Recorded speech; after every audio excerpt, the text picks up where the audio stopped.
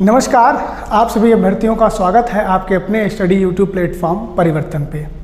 आज हम लोग यहाँ पे चर्चा करने वाले हैं आपके UPSSC आपका ग्राम पंचायत अधिकारी, UPSSC ग्राम पंचायत अधिकारी की वैकेंसी हाल फिलहाल में आपने सुनी हुई है, जारी कर दी गई हैं और इन वैकेंसियों पे 23 मई 2023 से आपका आवेदन मांगा गया है।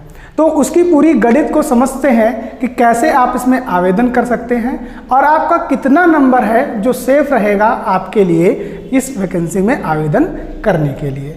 तो इस वीडियो को अपने दोस्तों को फैला दीजिए और खुशखबरी भेज दीजिए कि वैकेंसी आ चुकी है।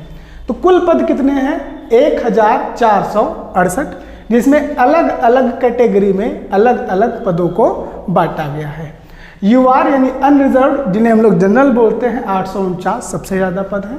EWS 117, OBC 139, SC 356 और शेड्यूल्ड ट्राइब्स यानी ST की 7 पोस्ट, यानी सबसे कम ST की और सबसे ज़्यादा आपकी UR की। अब UR की ज़्यादा होने का मतलब है कि इसमें आप जितने भी लोग देख रहे हो ये सभी लोग UR के साथ में एलिजिबल होते हैं। ठीक है, योग्यता में क्या मांगा गया है? योग्यता में पहली बात तो आपको 12th पास आउट होना चाहिए और आपकी उम्र 18 वर्ष से अधिक और 40 वर्ष से, मतलब 18 वर्ष से ज़्यादा होनी चाहिए और 40 वर्ष तक आप दे सकते हैं। ठीक, अब 40 वर्ष तक तो नहीं, लेकिन मेनली जो फाइट की आप बात करेंगे वो आपकी 21 वर्ष से लेकर जो फाइट है वो 27 वर्ष के लोगों के बीच में होगी, यानी जो यूथ इस समय बेरोजगारी की मार झेल रहा है उनकी।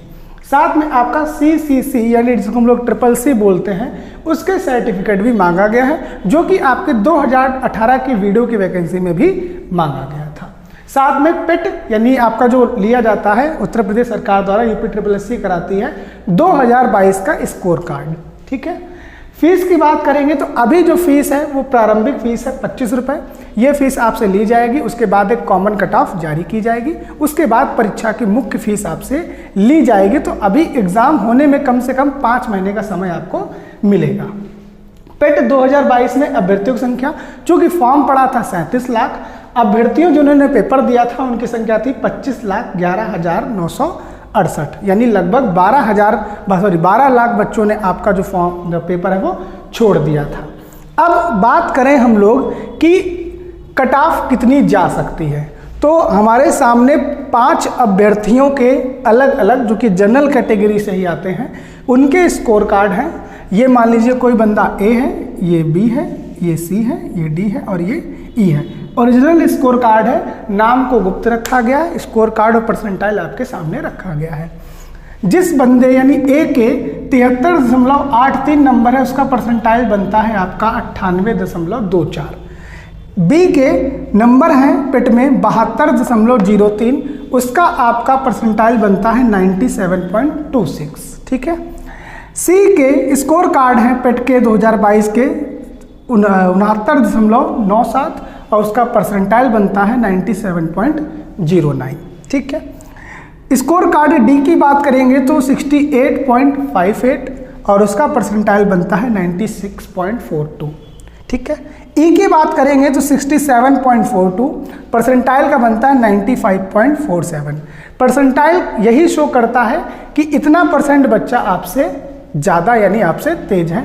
अगर किसी बच्चे के 73 नंबर हैं तो उससे बात करेंगे तो आपका 98.24 यानी लगभग 1.76 बच्चा उससे आपका ज़्यादा है। ठीक है, अब इन स्कोर कार्ड का अगर आप औसत निकालोगे तो औसत निकल के आता है 70.03।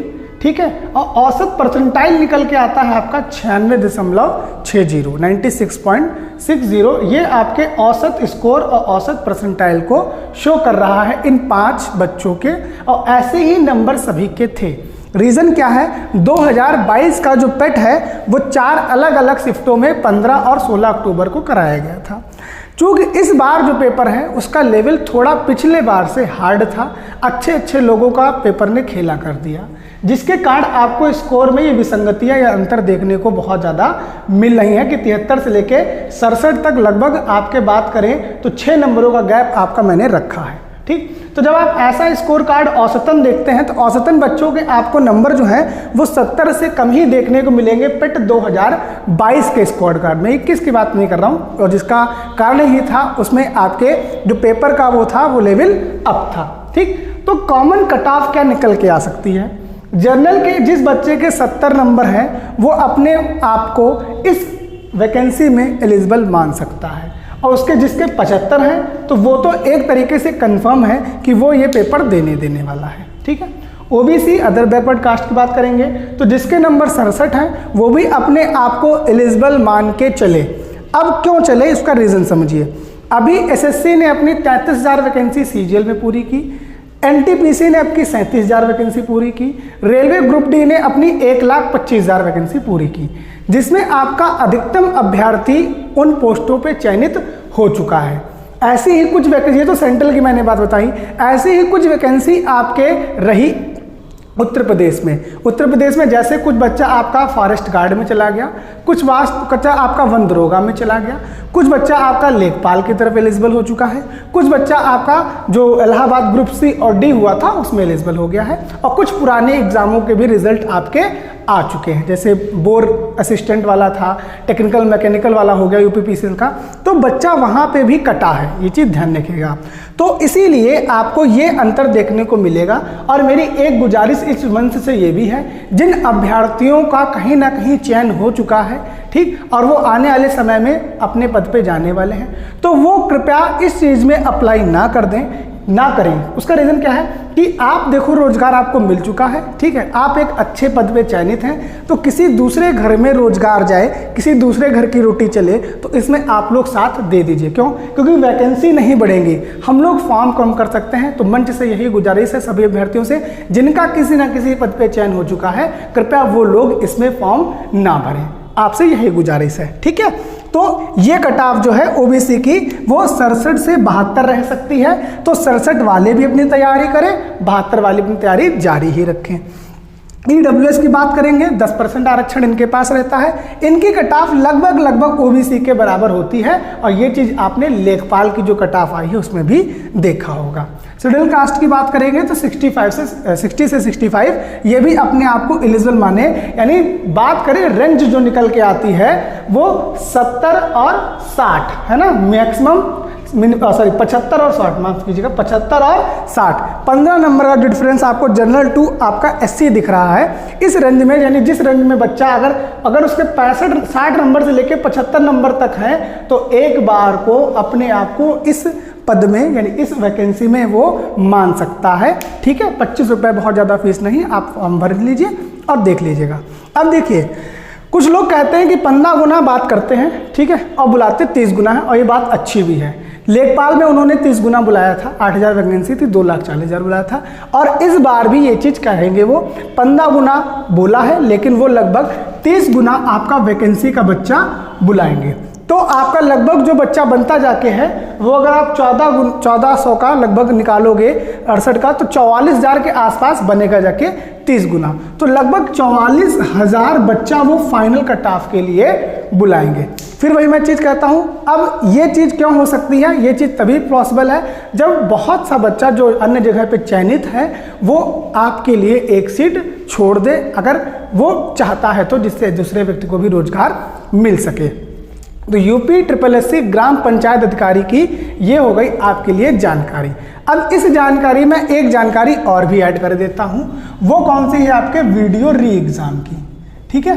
वीडियो री एग्ज़ाम के बारे में आप लोगों ने सुना ही होगा कि ये एग्ज़ाम आपका जून में प्रस्तावित कर दिया गया है, और इसे जून में ले लिया जाएगा। 2018 की वैकेंसी थी, इसमें भी CCC आपका मांगा गया है। ठीक, जैसे CCC बहुत बच्चों के पास इसमें भी नहीं था, हो सकता है अभी भी बहुत से ऐसे अभ्यर्थी हों जिनके पास CCC नहीं है, तो वह यही सब चीज़ें हैं ना, कारण बहुत सारे बनते हैं आपके कट ऑफ कम होने की। ठीक, तो री एग्ज़ाम के बारे में ये है, जैसे हम लोगों ने यूपी पेट 2022 के लिए 100 क्वेश्चन की एक श्रृंखला लगाई थी, उस श्रृंखला में आपके 23 प्रश्न, 100 में से 23 प्रश्न बिल्कुल हूबहू आपके अन्य शिफ्टों में देखने को मिले थे।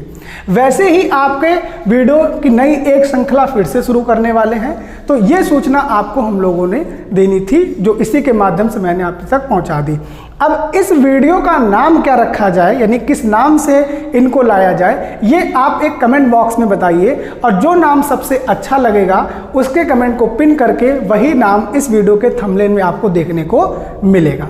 तो हमारे साथ जुड़े रहिए, तैयारी को एकदम बढ़ाए रखिए कि जब तक तोड़ेंगे नहीं तब तक छोड़ेंगे नहीं। बस ख्याल रखिएगा। तब तक के लिए जय हिंद।